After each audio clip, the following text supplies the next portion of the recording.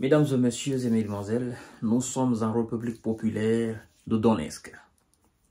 Et ça, c'est ce qui s'est passé en général ces dernières 24 heures en République populaire de Donetsk. L'autre, c'était dans la région russe de Kursk. Mais ça, c'est à l'est de l'Ukraine, sur le territoire ukrainien, du nord jusqu'au sud, c'est-à-dire de la région de Soumy jusqu'à Odessa.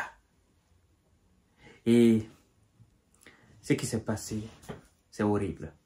Je comprends maintenant pourquoi le commandement ukrainien alerte et pourquoi Zelensky est sorti aujourd'hui de ses gonds et a demandé à ses alliés d'augmenter la cadence dans le fournissement d'armes et d'équipements militaires. Ça se passe de commentaires. C'est des blindés américains qui sont détruits en République populaire de Donetsk. C'est des localités qui sont libérées. Ça, c'est le communiqué de la défense russe, et repris par des médias occidentaux eux-mêmes. Les forces russes ont libéré la localité d'Anovka, en République populaire de Donetsk, détruit des obusiers américains et amélioré leur position sur le front, a rapporté la défense russe dans son bilan quotidien, le bilan qu'il fait quotidiennement. Cela n'a rien à voir avec le bilan hebdomadaire. Hebdomadaire, ça c'est la semaine quotidiennement. Le fer est rouge. Et il faut qu'on arrête ça. Sinon, les gars de M. Zelensky, il n'y a plus d'échappatoire pour eux. Ils ne peuvent pas les arrêter. Je comprends pourquoi ils disent, les médias occidentaux eux-mêmes racontent en disant face à des troupes largement supérieures en termes de nombre militaire, en termes d'équipement, en termes... En fait, la Russie dépasse sur tous les plans l'ensemble de l'OTAN sur le territoire ukrainien. Je dis sur tous les plans. Sinon, pourquoi ils vont pleurer? Pourquoi ils vont chaque fois dire « Oh non, la Russie est supérieure, elle est supérieure, elle est supérieure ». Pourtant, vous êtes au nombre de 50 et quelques pays alliés de l'Ukraine. Alors, au niveau de l'Ouest, les éléments de l'Ouest, d'accord, ont amélioré leur position tactique. Ils ont frappé 4 brigades de M. Zelensky et les Occidentaux. Ils ont repoussé une contre-attaque. Les pertes à ce niveau des éléments de M. Zelensky et ses mercenaires s'élèvent à quelques 520 S. Et donc, un dépôt de munitions, un grand dépôt de munitions a été anéanti, pulvérisé à ce niveau-là. Retenez bien, je dis bien un dépôt de munitions, très grand dépôt de munitions. Parce qu'il y a des dépôts de munitions qui ont été anéantis. Et vous allez comprendre là, la lâcheté des médias occidentaux.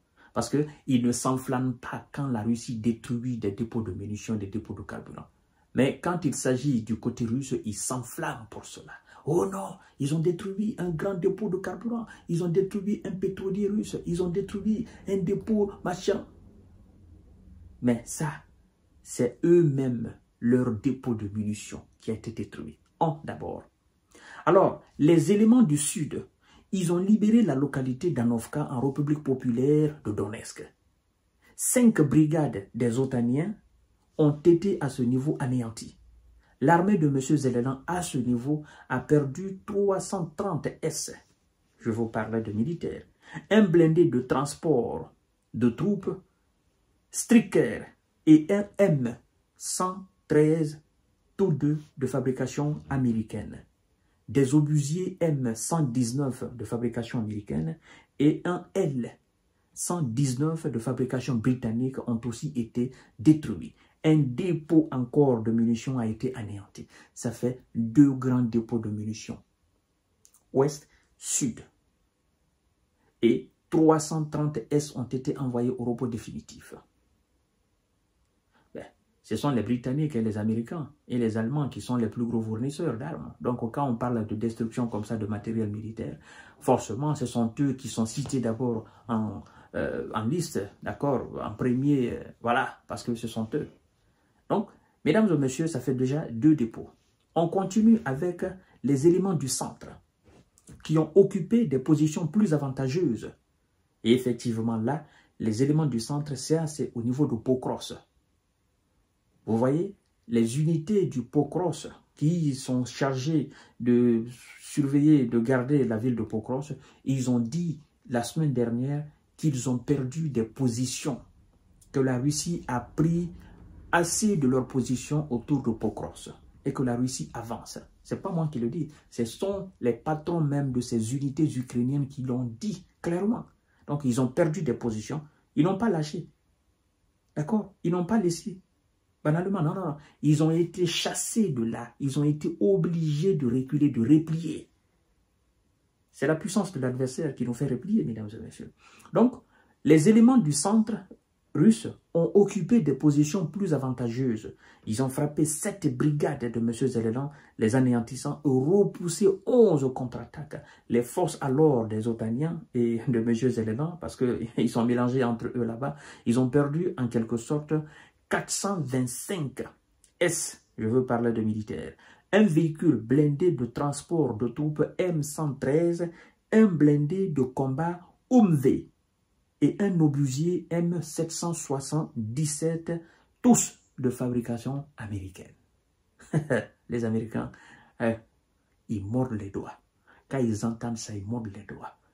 Parce que tout ce qu'ils envoient là, on les détruit. Comme a dit Piotr Tolstoï, le vice-président de la chambre basse russe qu'on appelle la Douma. Envoyez tout ce que vous avez, nous allons tous les brûler. Et on est en train d'assister à cela, mesdames et messieurs, et mesdemoiselles. Alors, au niveau de l'Est, les éléments de l'Est ont continué à avancer dans les profondeurs des défenses ennemies. Alors, quand aujourd'hui, le patron de l'armée ukrainienne nous dit « Oh non, l'ennemi tente de percer nos défenses, mais sans succès », moi ça me fait rire. Vous perdez vos positions, vous reculez, et puis vous dites « L'ennemi tente de percer nos positions ». L'ennemi a déjà tenté vos positions, a déjà percé vos positions. Et l'ennemi continue toujours de percer vos positions. C'est pourquoi ils disent ici, les hommes, les éléments de l'Est avancent dans les profondeurs des défenses ennemies, parlant de M. Zelelan et ses supplétifs occidentaux. Frappant alors et anéantissant 5 brigades de M. Zelelan et ses supplétifs occidentaux, et en repoussant 4 contre-attaques. Les pertes à ce niveau, leurs pertes à ce niveau s'élèvent à 205 S. Je veux parler de militaires, d'accord? Un blindé UMV, 2 Max Pro et un canon automoteur Palatine, tous de fabrication américaine, ont été détruits. Encore, ce sont les Américains.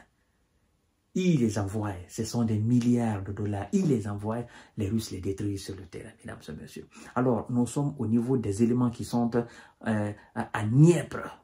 Les éléments de Dniepr, ils ont frappé 3 brigades de M. Zelelan, les anéantissant complètement. Les forces de M. Zelelan et ses supplétifs occidentaux, à ce niveau, ils ont perdu 75 S. Je veux parler de militaires. Encore un dépôt de munitions, très grand dépôt de munitions a été anéanti. Donc ça porte le nombre de dépôts de munitions à 4. 4 grands dépôts de munitions pulvérisés, rendus en cendres. Et donc, on nous informe que la défense aérienne russe a descendu une roquette de HIMARS, fabrication américaine, et 49 drones. Mesdames et messieurs, voilà ce qui s'est passé, n'est-ce pas, ces dernières 24 heures dans la République populaire de Donetsk, où l'opération spéciale militaire russe est devenue quelque chose d'autre. Parce que les soldats russes, ils sont en mode rouleau compresseur. Ils sont inarrêtables. Ils foncent, ils détruisent, ils brisent, ils avancent, ils prennent possession. Quand c'est comme ça, on n'a pas autre choix que de reculer. Et c'est pourquoi les hommes de Zelelan, ils sont sur le recul droit. Mesdames et messieurs et mesdemoiselles, partagez la vidéo dans tous les groupes possibles. Continuez à vous abonner à ma chaîne YouTube Kanté J Visionnaire le vrai. Merci beaucoup. On reste connectés.